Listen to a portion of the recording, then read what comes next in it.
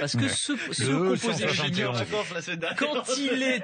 quand il est au contact du soleil, eh bien, il va absorber et neutraliser certains éléments polluants, ou plus précisément, il va les transformer en sel et en eau. C'est-à-dire que voilà, en gros, il absorbe les pollutions et il les transforme en éléments parfaitement inoffensifs. Vous avez un filtre anti-pollution qui est installé à Mexico, l'une des villes les plus polluées du monde. Ils ont installé ça sur une façade d'hôpital, notamment, qui fait 2500 mètres carrés. Et cette façade à elle seule, elle annule les effets polluants de 1000 voitures. Non, mais c'est extraordinaire. C'est quand même pas mal.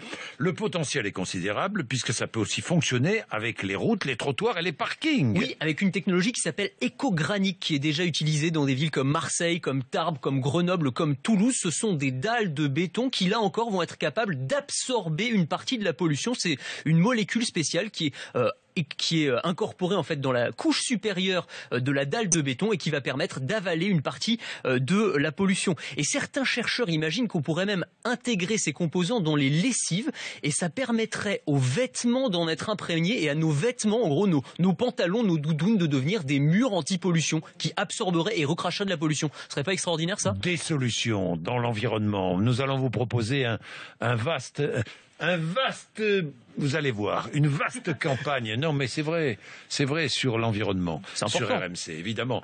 Toujours pour lutter contre